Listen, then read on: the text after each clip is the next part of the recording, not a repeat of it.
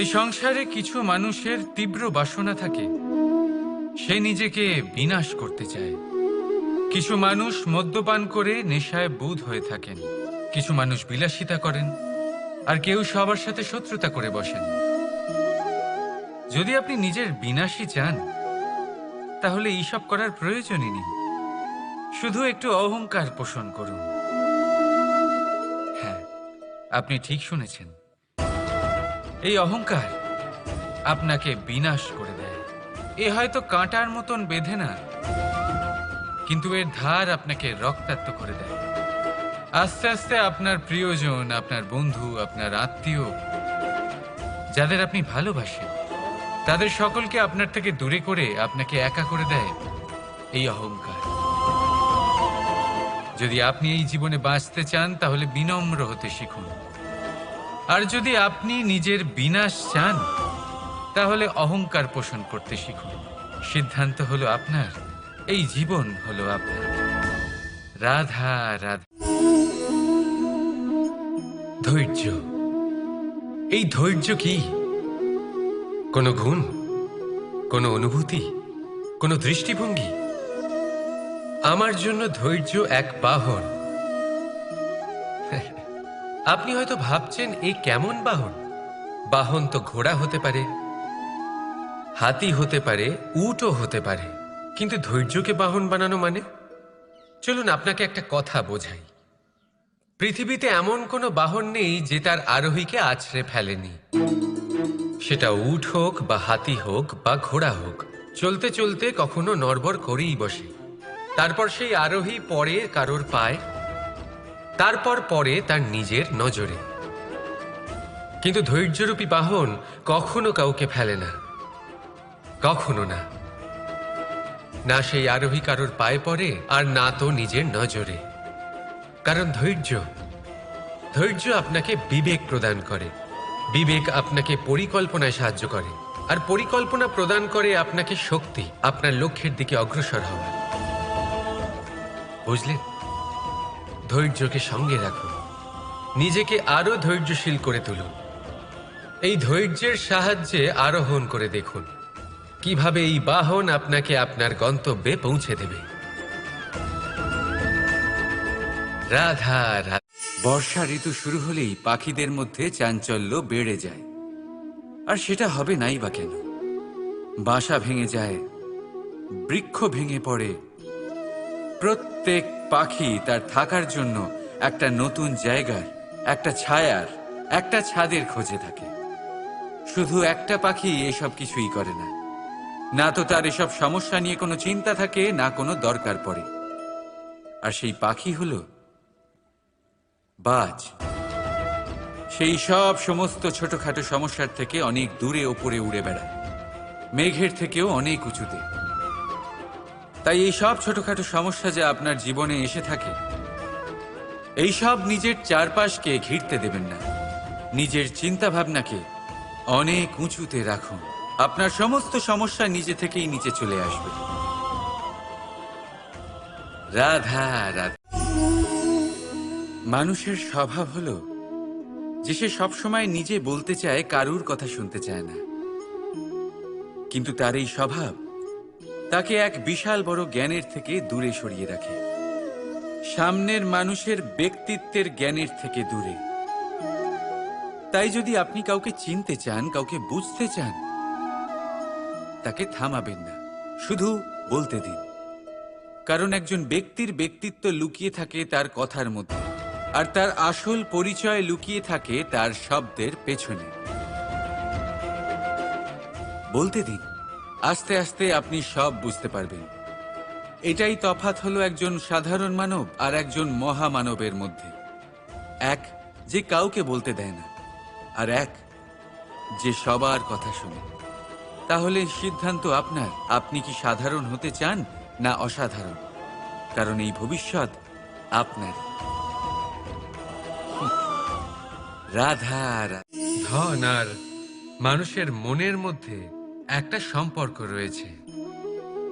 সেই একই সম্পর্ক রয়েছে সুযোগ আর প্রয়াসের মধ্যে। মানুষ বলে, যদি আমি একটু ধন লাভ করি, তাহলে আমি কিছু করতে পারি। ধন বলে যদি তুই কিছু করিস তবে তোর কাছে আমি আসব। মানুষ বলে আমি কোনো সুযোগ পেলে তবেই তো চেষ্টা করব। আর সুযোগ বলে তুই প্রয়াস কর তবেই তো আমি দেখা দেব। সবসময় জীবনে সেই কামনা করবেন না যা আপনি অন্য কারোর থেকে বা এই সংসারের থেকে নিয়তির সাহায্যে পেতে পারেন।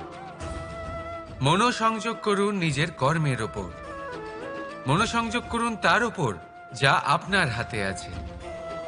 অনবরত চেষ্টা করুন, না কোনো আশা করে, না কোনো আকাঙ্ক্ষা নিয়ে। আর তারপর এই জীবনকে দেখুন, সে সফলতা হোক বা সুখ, সে ধন হোক বা হোক সুযোগ, সব নিজে থেকেই আপনার কাছে আসবে। রাধা রাধা। এই ডাল দেখুন, এই সুন্দর পুষ্প দেখুন। এই ডালের সৌন্দর্য হলো এই পুষ্প, আর এই পুষ্পের মেরুদণ্ড হলো এই ডাল। এবার কল্পনা করুন যদি এই ডাল থেকে এই পুষ্পকে ছিঁড়ে নেওয়া হয়, তাহলে আপনি যাই করুন না কেন পুনরায় জোড়া লাগাতে পারবেন না। এবার যদি এটা আমাদের জীবনে হয়, আমাদের মানুষের, আমরা যদি কিছু পাই তাহলে সেটা সুরক্ষিত রাখি, আর যদি সেটা হারিয়ে ফেলি তাহলে দুঃখে জর্জরিত হই। এবার ফিরে আসি প্রকৃতির কথায়। দেখা যাক প্রকৃতি আমাদের কি শেখায়। এবার যদি এই পুষ্প এই ডালটা থেকে ছিঁড়ে যায়, আর যদি এই ডাল সবল থাকে, তাহলে কিছুদিন পরেই এই ডালে আবার নতুন ফুল ফুটবে। এবার এটা আমাদের জীবনেও ঘটবে, নিশ্চয়ই ঘটবে। সেটাই প্রকৃতি। সেই জন্য জীবনে আপনি যা হারিয়েছেন সেটার বিষয় না ভেবে, যা ফেলে এসেছেন তার বিষয় না চিন্তা করে, ভবিষ্যতে যা আপনি যত্ন করে রাখতে পারবেন, সাবধানে রাখতে পারবেন, সেগুলির প্রতি একাগ্র হন। বিশ্বাস করুন, এই মনরূপী ডালের ওপর সুখের ফুল সব সময় ফুটবে। রাধা রাধা। আপনি এটা দেখতে পাচ্ছেন? আপনি নিশ্চয়ই ভাবছেন এটা জট কি করে বাঁধলো। তার কারণ এই হলো আমি এই সুতো ঠিক করে গুছিয়ে রাখতে পারিনি।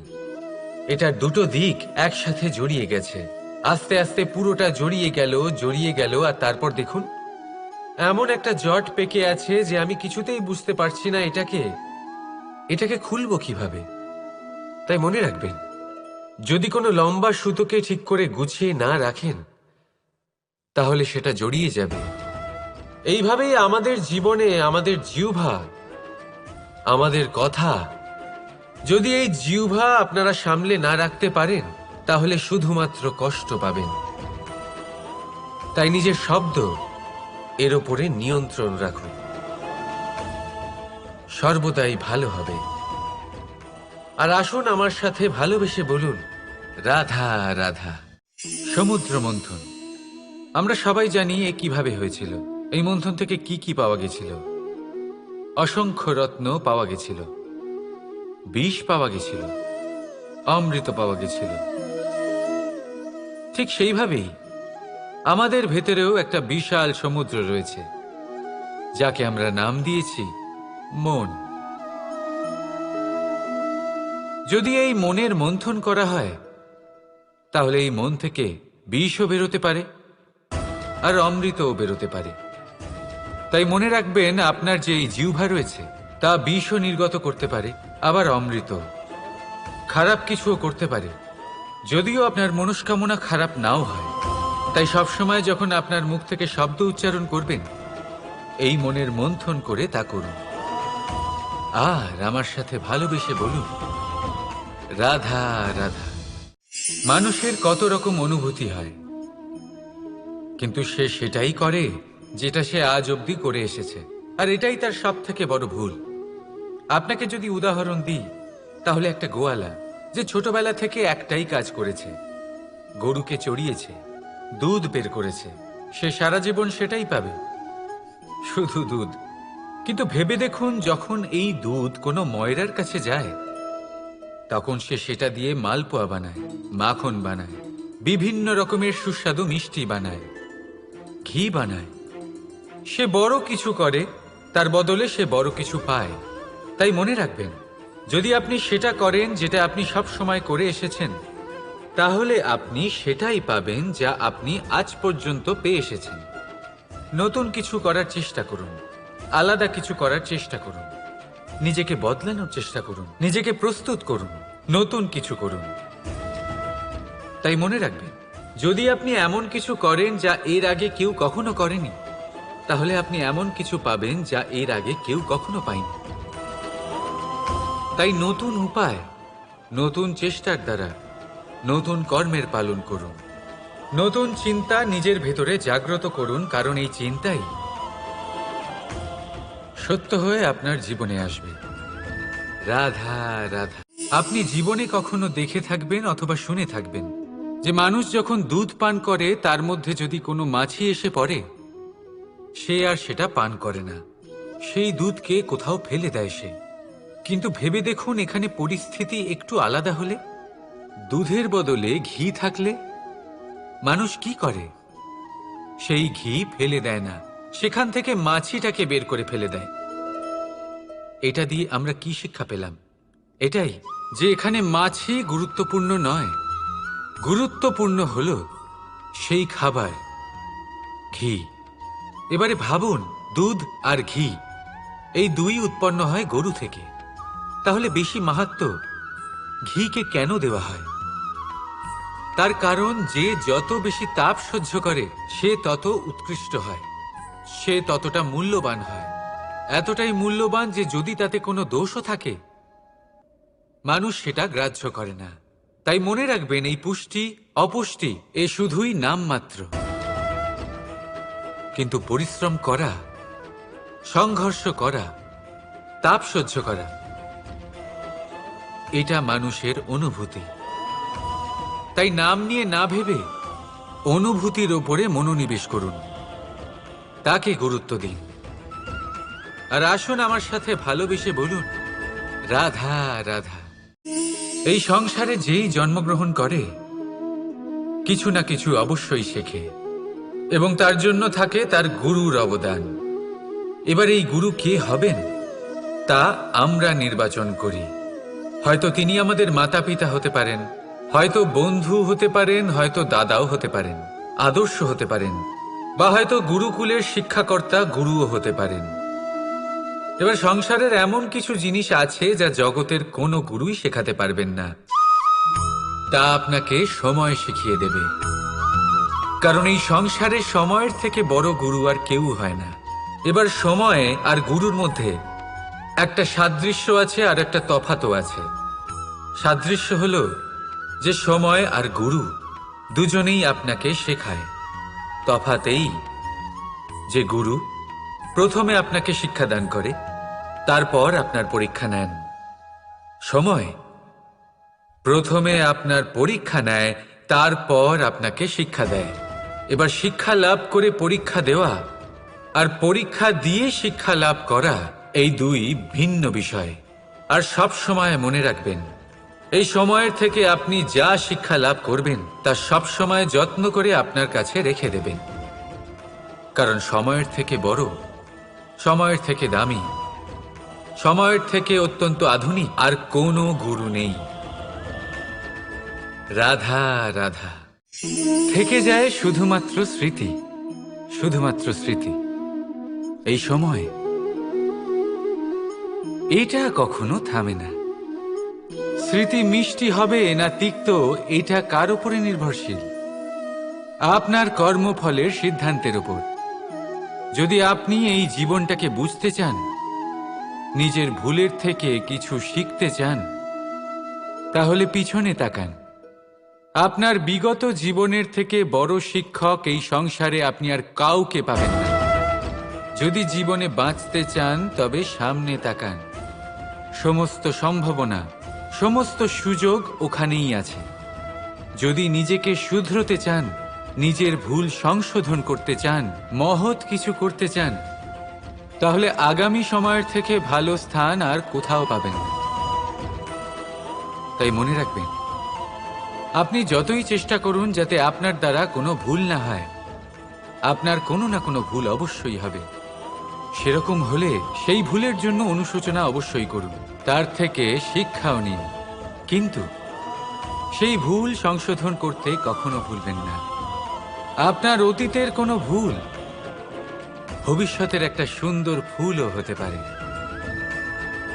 রাধা রাধা। কখনো কোনো বাচ্চাকে দেখেছেন? কত কিছু ঘটতে থাকে তার জীবনে, শৈশব থেকে বেড়ে ওঠা অবধি অসংখ্য অনুভূতি অনুভব করে সে। কখনো পড়ে যায়, কখনো আহত হয়, কখনো জ্ঞান লাভ করে, কখনো কষ্ট সহ্য করে, তো কখনো আনন্দ উপভোগ করে। কিন্তু মনে রাখে সে শুধুমাত্র আনন্দের মুহূর্তগুলি। এবার শুধু একবার আপনার জীবনের প্রারম্ভের দিকে তাকিয়ে দেখুন, আপনার শৈশবে তাকিয়ে দেখুন। আপনি দেখবেন বেশিরভাগ যেসব স্মৃতি আপনার মনে আছে সেগুলি সমস্ত ভালো মুহূর্তের, খারাপ মুহূর্তের নয়। সেই জন্য শৈশব সব থেকে সুখী হয়, এতে নিশ্চিন্ত থাকা যায়। সেই জন্য আজ আপনি যতই বড় হয়ে উঠুন না কেন, খারাপ স্মৃতি, খারাপ ঘটনা সব ভুলে যাওয়ার চেষ্টা করুন। একবার খারাপ ঘটনা ভুলে যাওয়ার অনুভূতি আপনার হয়ে গেলে তখন মনে রাখবেন, যতই কঠিন পরিস্থিতির মুখোমুখি আপনাকে হতে হোক, তার মোকাবিলা করতে আপনি সক্ষম। রাধা রাধা।